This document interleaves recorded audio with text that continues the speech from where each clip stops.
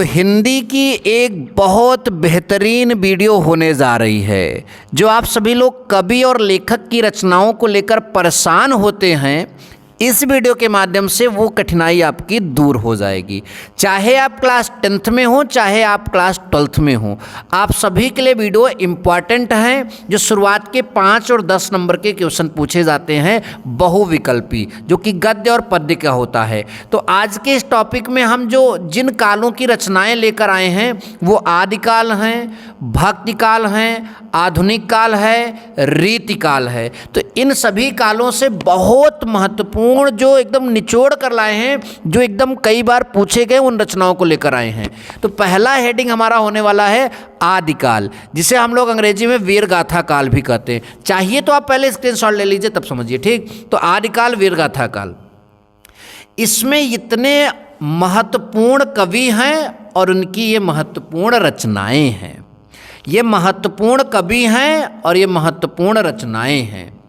कवि में पहला नाम चंद बरदाई, रचना पृथ्वीराज रासो। दूसरा नाम नरपत नाल, रचना बीसल देव रासो। तीसरा नाम दलपत विजय, रचना खुमाल रासो।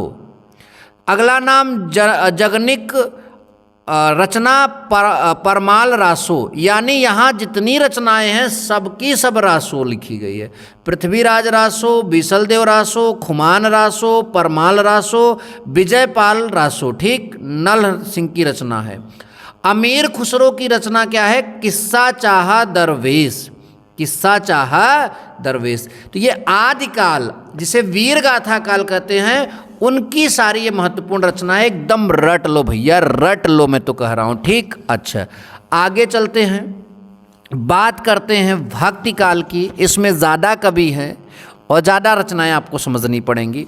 भक्ति काल को हम लोग पूर्व मध्यकाल भी बोलते हैं। इसमें पहले इतने आप जो है कवियों को देखें और इनकी रचनाओं को समझें। पहले कवि हैं रैदास, और रैदास की रचना है बानी। पहले कवि का नाम रैदास, रैदास की रचना बानी। फिर कवि हैं कबीरदास, कबीरदास की रचना बीजक। बहुत आपने सुना जरूर होगा कबीरदास का। फिर मलूक दास हैं, रचना का नाम है रत्न खान। फिर जायसी है, रचना का नाम है जो है पद्मावत और अखरावट। ये बहुत मतलब मलिक मोहम्मद जायसी पूरा नाम है। तो पद्मावत और आपका जो है अखरावट। ठीक, ध्यान दीजिए। सूरदास की रचना सबको मालूम है, सूर सागर साहित्य लहरी। सूरदास की रचना सूर सागर साहित्य लहरी, ये बात ध्यान दीजिए। इसके बाद इधर भी बहुत सारी रचनाएं हैं, इनको देखते हैं। रसखान की रचना प्रेम वाटिका और सुजान रसखान। मीराबाई की रचना गीत गोविंद टीका। केशवदास की रचना रामचंद्रिका। तुलसीदास की रचना रामचरितमानस सबको मालूम है और दोहावली। नाभादास की रचना भक्तमाल और रामानंद की रचना राम आरती।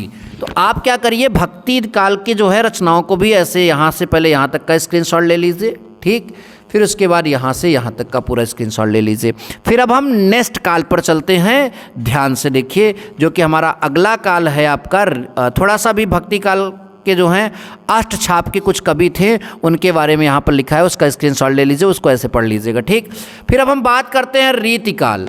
पूरा स्क्रीनशॉट ले लीजिए, फिर समझिए। रीतिकाल, जिसे उत्तर मध्यकाल भी कहते हैं, इसमें कवि की अगर बात करें तो चिंतामणि जो है इनकी रचना रसविलास।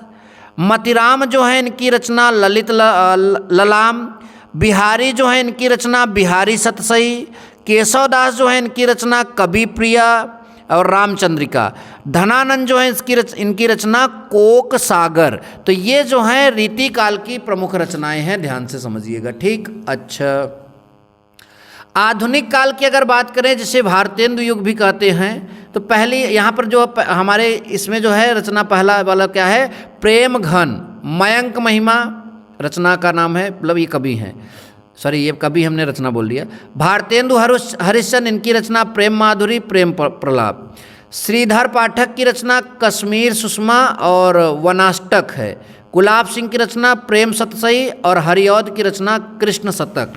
तो इस तरह से अगर आप याद करते हैं तो निश्चित तौर पर आपका याद भी होगा और आपके बोर्ड एग्जाम में क्वेश्चन फंसते हैं तो आप उसको करके भी आओगे। Thank you so much. जय हिंद, वंदे मातरम।